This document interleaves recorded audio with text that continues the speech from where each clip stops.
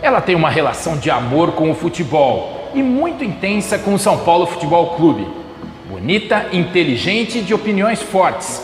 Conheça Nívia Calmar, a musa do tricolor paulista, aqui no Contando Histórias.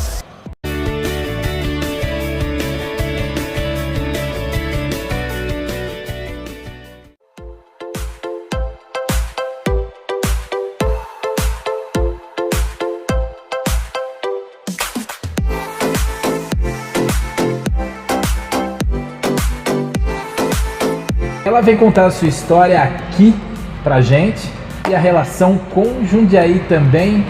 É isso, Nívia, prazer te receber aqui. É isso, não imagino, o prazer é todo meu. Nossa, tá aqui com você, que é um São Paulino. Tá aqui na cidade de Jundiaí, que é a cidade que acolheu a minha família, meu pai. Muito contente, um prazer estar aqui com vocês. Então vamos contar essa história, né? Essa relação sua com Jundiaí vem da onde? Então, essa relação de Jundiaí vem do meu pai. Meu pai era húngaro. Veio para o Brasil quando tinha 8 anos e veio morar em Jundiaí.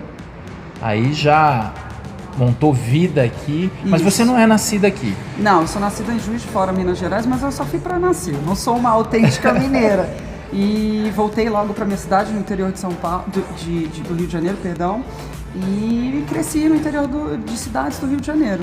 Hoje eu moro na capital, mas eu passei 16 anos da minha vida numa cidade que se chama Três Rios, fica na divisa com Minas Gerais. Quer dizer, pertinho de Juiz de Fora, isso, que é onde você nasceu. Isso, exato.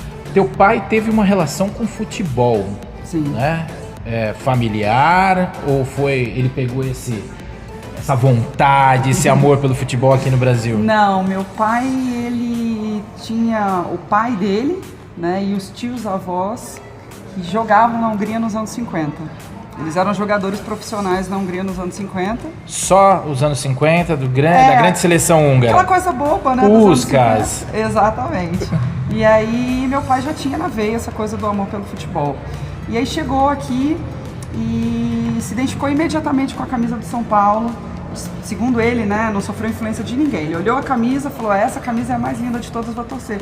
E o meu avô, húngaro, escolheu torcer pelo Corinthians. Infelizmente, então eu escapei de ser corintiana. Mas você tem uma relação então de infância, familiar com São Paulo? Ah, sim, eu sou São Paulino desde que eu nasci, né? E graças a Deus, assim, de todos os irmãos, somos 3, eu sou a mais ligada em futebol. Eu tinha 4 aninhos, aí chegava a hora de dormir numa quarta-feira de jogo, a minha mãe ia me pegar, tirar do colo do meu pai, eu falava, não, eu quero ver o jogo do São Paulo com meu pai. E eu peguei uma época maravilhosa do São Paulo, né? Eu com 7 anos vi o São Paulo ser campeão do mundo pela primeira vez e foi ali que a paixão veio forte mesmo. 92, 93 foi pra mim, eu era a única criança que ia pra escola no Rio de Janeiro com a camisa do São Paulo e ainda tirava onda, falava, eu sou campeã do mundo, era um barato. Quem era a tua referência nesse time aí? Ah, o meu ídolo da infância era o Raí.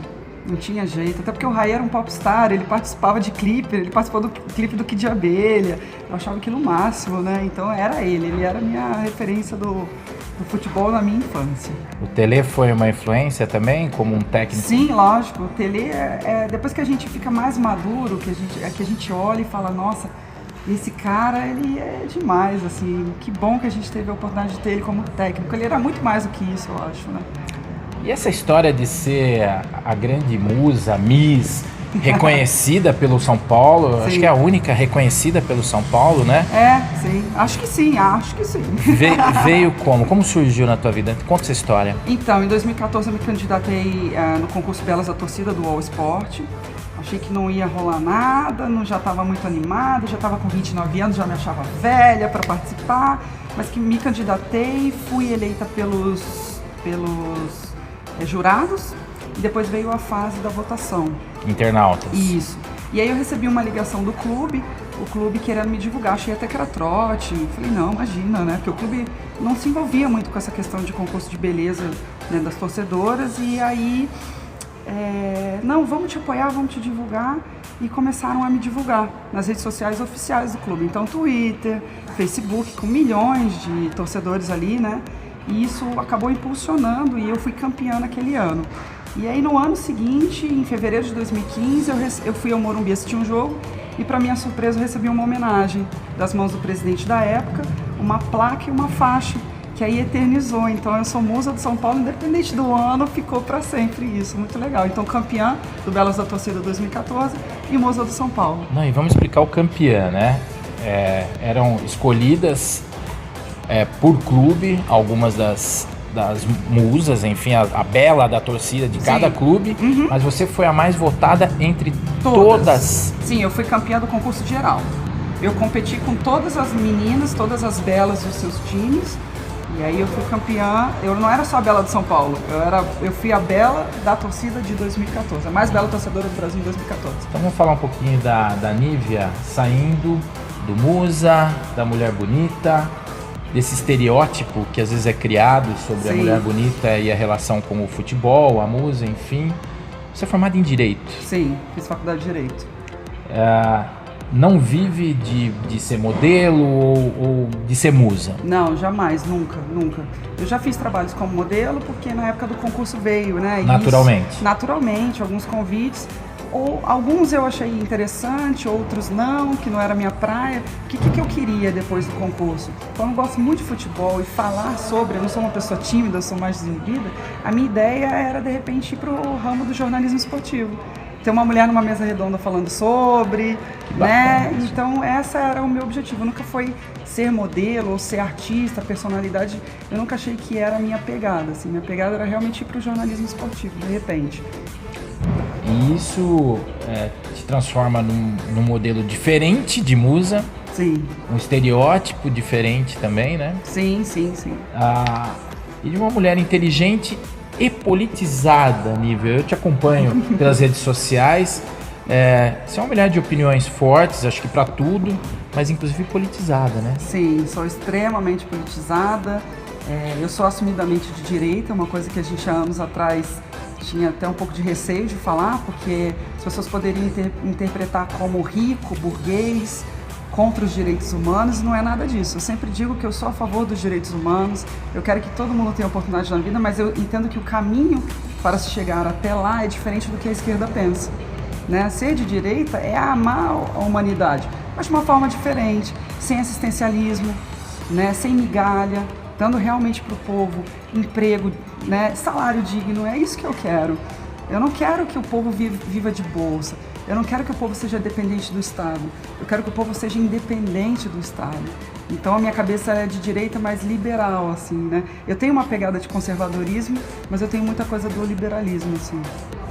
Vamos falar um pouquinho da volta aí do teu pai. Teu pai começou a bater bola aqui em Jundiaí, jogou futebol em Jundiaí? Jogou no Primavera. No Primavera? Jogou. Você tem essa relação de alguma coisa, lembranças disso com relação a ele? Porque você perdeu seu pai em 2011. Dezembro de 2011. Tá. Você tem essa recordação dele jogando, essas coisas? Então, aqui não, porque acho que foi antes do meu nascimento. Eu nasci em 85, então foi acho que antes. Ou então era muito pequena. Mas meu pai todo sábado jogava bola, e isso se foi até 60 anos de idade. Que bacana. Ele jogava a bolinha dele, não ficava sem, era bom, viu? E nessa coisa de comunicação, apareceu uma oportunidade de você estar na Rádio Jovem Pan, pontualmente, no programa Pânico. Sim. Como é que foi essa experiência para você? Então, eu me inscrevi para ser Robert, que é um quadro do programa, como qualquer pessoa faz. Eu fiz o caminho natural mesmo, sem nenhum favorecimento. Mandei a mensagem pro produtor e fui selecionada para participar um dia.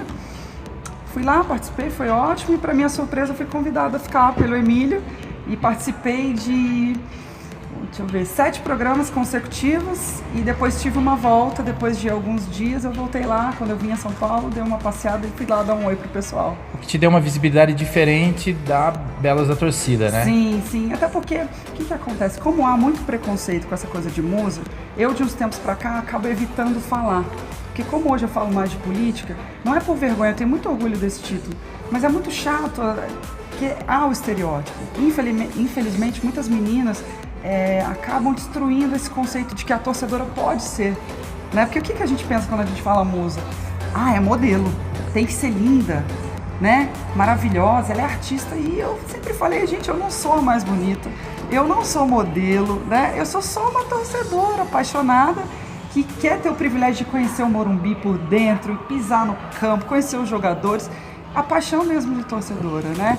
Então eu acabo não falando muito sobre isso e pegando mais pro lado da política. Hoje as pessoas acabam me conhecendo mais pelas minhas opiniões políticas, porque hoje no Twitter eu sou muito forte de opinião, muitos políticos me seguem, muitos influenciadores acabam compartilhando os meus pensamentos e a pegada é outra. Muita gente não sabe desse lado da música e eu evito falar, não por vergonha, mas para evitar o desgaste de olharem para mim de uma forma diferente do que aquilo como me vem hoje, assim. Há muita discriminação. Sim.